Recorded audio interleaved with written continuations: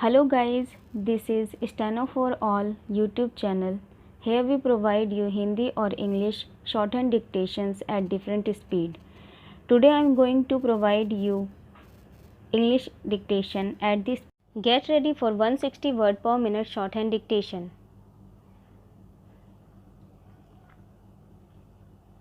Start. The exercise of establishing a democratic and representative form of government for NCT of Delhi by insertion of Articles 239AA and 239AB would turn futile if the government of Delhi that enjoys the confidence of the people of Delhi is not able to usher in policies and laws over which the Delhi Legislative Assembly has powers to legislate for the NCT of Delhi. So said the Constitution Bench of Supreme Court in Government of NCT of Delhi versus Union of India 2018. The issue before the Supreme Court was the jurisdictional conflicts between the government of NCT and the Union government and its representative, the Lieutenant Governor. Issues and possible solutions. The judgment, which runs into more than 1000 pages, analysis the contentious issues which hobbled the state government and attempts to resolve them. Very lofty principles concerning constitutional morality, cooperative federalism, constitutional conscience, pragmatic federalism, etc. have been enunciated in this judgment. It reminds the Lieutenant Governor that his real functions are. It tells the state government that it should remember that Delhi is a special category union territory and lays down the parameters to enabling the harmonious functioning of the government and the Lieutenant Governor. The judgment clarified and settled many contentious issues such as the powers of the Lieutenant Governor vis-a-vis the elected government, his discretionary powers, the extent of the executive powers of the state government, etc.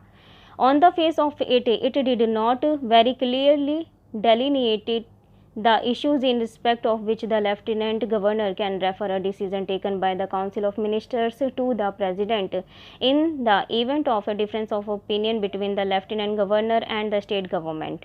Nevertheless, the Supreme Court has settled the law in regard to the aid and advice of the Council of Ministers by affirming that the Lieutenant Governor is bound to act on the aid and advice except in respect of land, public order and the police. The court has also made it clear that there is no requirement of the concurrence of the Lieutenant Governor and that he has no power to overrule the decisions of the state government.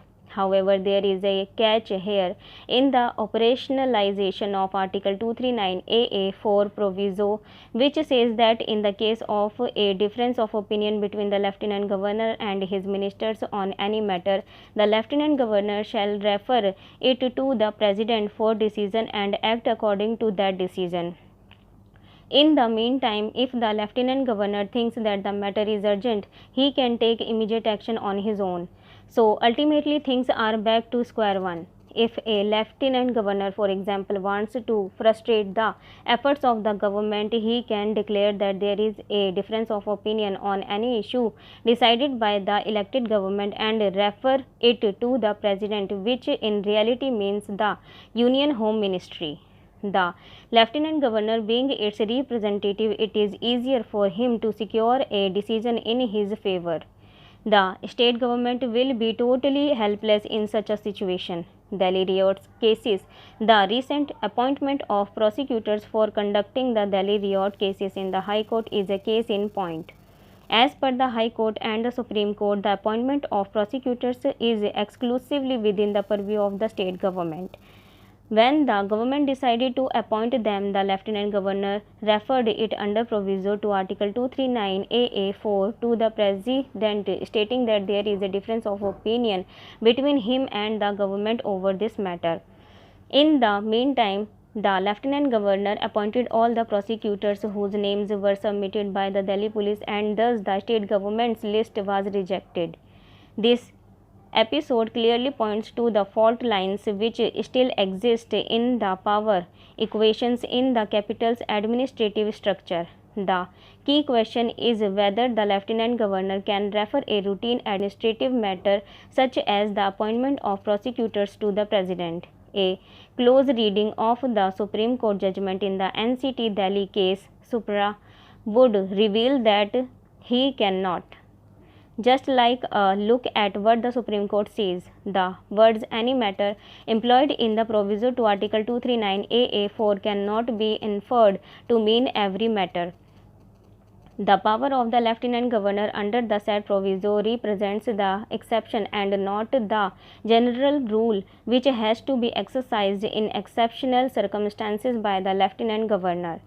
Keeping in mind the standards of constitutional trust and morality, the principles of collaborative federalism, and the concept of constitutional balance, matters of jurisdiction, the court further says, the Lieutenant Governor should not act in a mechanical manner without due application of mind so as to refer every decision of the Council of Ministers to the President. The highest judicial forum in the country, in its own majestic style, directs the Lieutenant Governor not to refer to the President normal administrative matters, as that would disturb the concept of constitutional governance, principles of collaborative federalism, and the standards of constitutional morality. Reference of the appointment of prosecutors by the Lieutenant Governor to the President seems to be a negation of these principles. This is another point which emerges from the judgment, and attention needs to be paid to it. That is, that the executive power of the Union does not extend to any of the matters which come within the jurisdiction of the Delhi Assembly.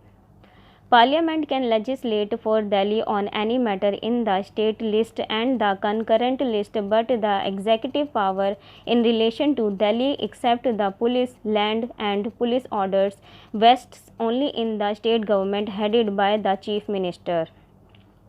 The Supreme Court says Article 239 AA3A reserves the Parliament's legislative power on all matters in the state list and concurrent list